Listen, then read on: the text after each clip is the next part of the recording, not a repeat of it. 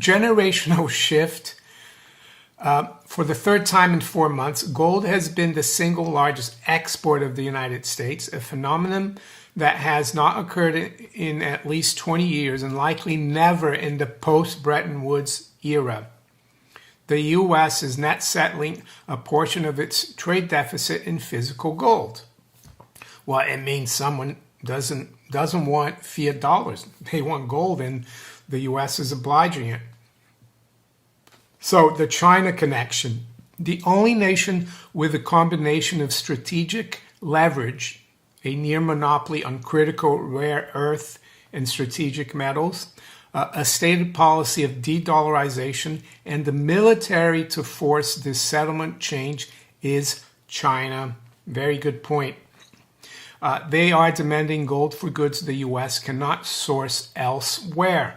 Mario Innecco, a macro market analyst, highlights a quiet but significant shift taking place beneath the surface of the global financial system. He points to growing imbalances in trade and currency flows that are putting pressure on traditional fiat-based settlements. As confidence in paper assets becomes more fragile, gold is beginning to re-emerge not just as a hedge, but as a core component of financial stability. Mario suggests that movements in gold flows, central bank behavior, and changing trade dynamics all signal a deeper structural transition already underway. In this environment, a higher gold price may not simply be a market outcome, it could be a necessary adjustment to reflect a changing monetary reality. If you found this perspective valuable, don't forget to like the video, share it with others following gold and silver markets. But the article says U.S. trade deficit shrinks 25%, driven by gold exports.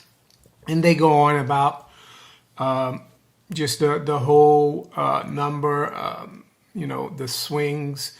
They don't really get deeply into why gold is being exported so much, but Metals and Miners on Substack does. And this Substack, I assume, is run by Gary Bohm. I follow him on X. He follows me. I sent him a message yesterday because I really wanted him to come on, and hopefully he will reply to my message to talk about this. But I think this is really important, and I'm going to go ahead and talk about his article. I highly recommend the subscription to Metals and Miners, actually.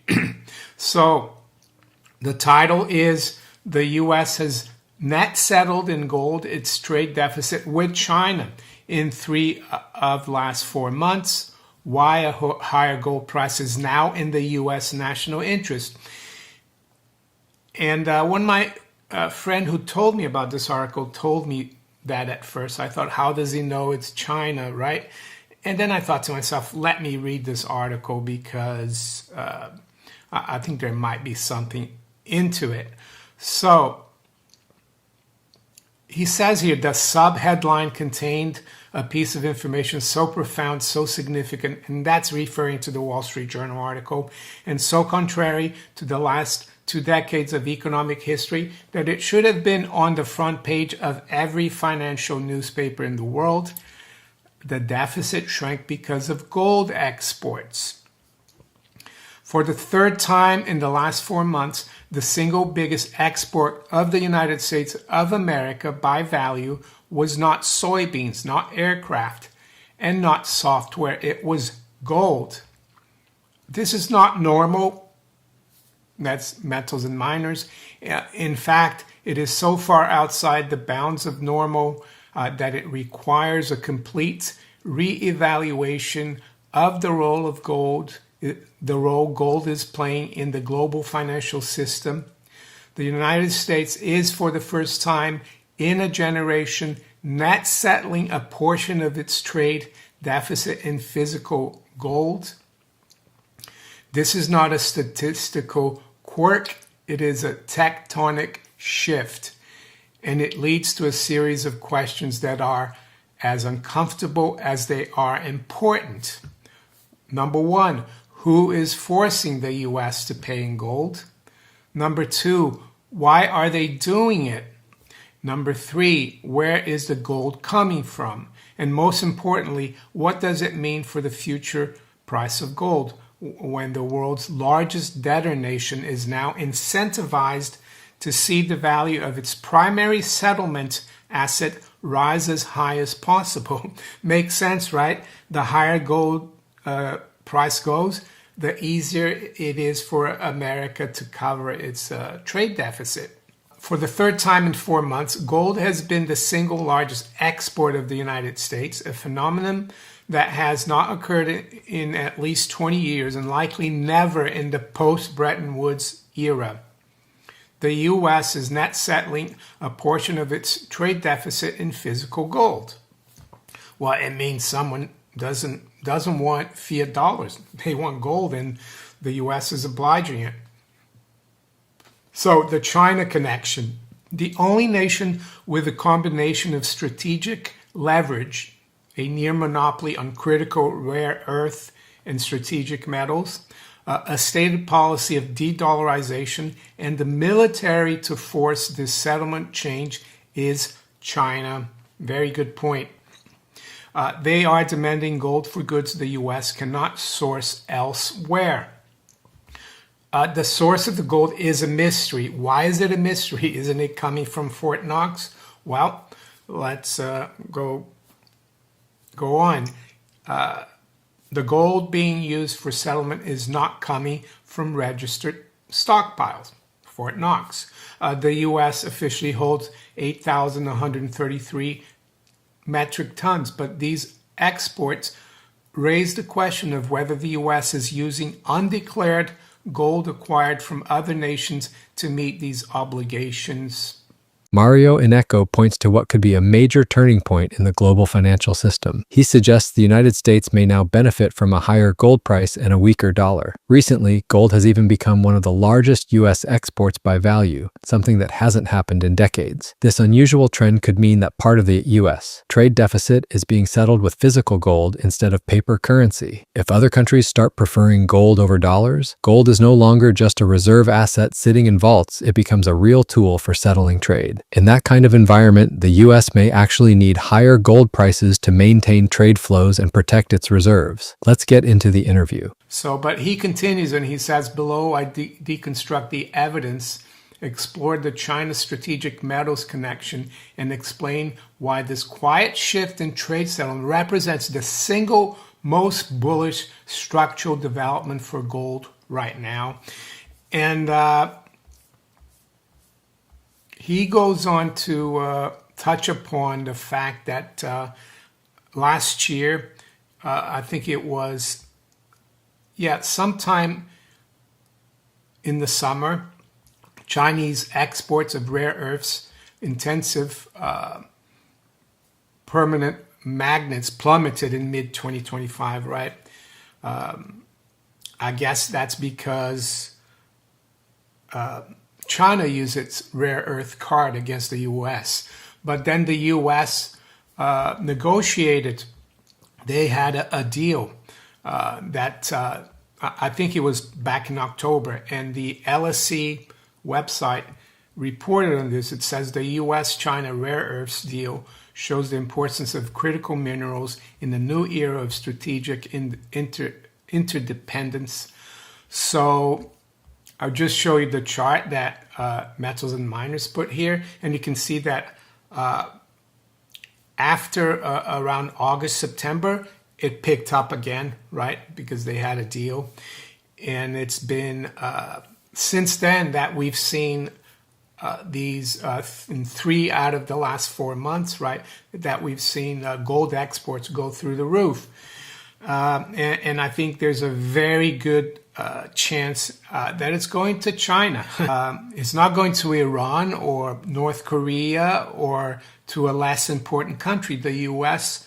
would laugh at them, at any other country except China or maybe even Russia, if a country said, "Oh, we want gold instead of fiat dollars."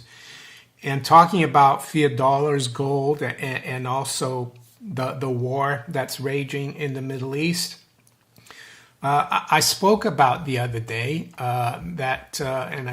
in one of the videos, it was entitled "Iran Fires a Financial Weapon at the Dollar: Safe Passage Through the Hormuz Channel, or through Hormuz, if oil paid for in yuan." And yesterday, it was reported, and I assume it's true, I think it is, it's reported through many channels, that a Pakistani oil tanker went through the Strait of Hormuz and used the facility, the U1 facility. Well, and it makes sense. So it's going to continue. And I think even though President Trump said that the Strait of Hormuz is not that important for the U.S. because they buy less than 1% of their oil comes through there, it is important for the petrodollar. And I think that is why he's been so determined and kind of desperate to get his allies to help out in the Strait of Hormuz. Unfortunately for him, I think all of them said no. So that's what's going on. And I also saw that he had to delay his summit with China, with President Xi. President Trump was going to go to China in April for a summit. He's had to delay it because of this war. And I said right from the beginning that I thought this war could drag on a lot longer. And I think when they started the war back in, I think it was February 28th, they thought it would be over by now. And they thought it would definitely be over by April when President Trump would make his trip to China. And maybe they're going to talk more about, I'm sure they're going to be talking more about gold and rare earths. So, hold on to your gold and silver for dear life. Ignore a lot of the paper shenanigans. Yes, there's a lot of paper shenanigans. And yesterday we saw the LME, the London Metals Exchange. They don't trade gold and silver. They trade the base metals like zinc, copper, aluminium, nickel. They shut the market. They said there was a glitch. But we saw glitches, of course, in the CME with silver in November, and recently, a month or so ago. I think it's a sign that the real physical market is overwhelming paper. Here I'm going to chime in because I was speaking to my friend yesterday after I read the article, and I said, this is really good.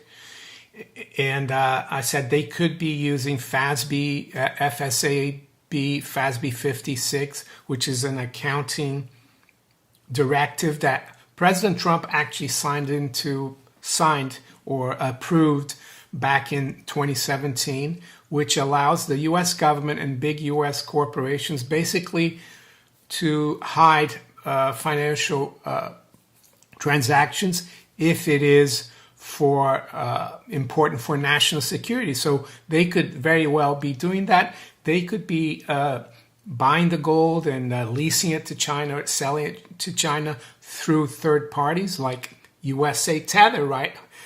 USA Tether's been buying loads of gold, and royalty companies as well, for that matter, which provide an income of gold every month, right, or every year. A higher gold price is now in the U.S. national interest. If the U.S. is now forced to pay for critical imports with a finite asset, gold, instead of an infinite $1, paper dollars, right? It is now in the direct national interest of the United States to see the price of gold rise as high as possible to conserve its stockpile. The scramble for new supply. The U.S. is now in a race against time to build new non-Chinese supply chains for strategic metals. This involves fast-tracking permits, directly investing in miners, and forging new alliances. Until those supply chains are secure, the U.S. has no choice but to pay China in the one asset China cannot refuse: gold.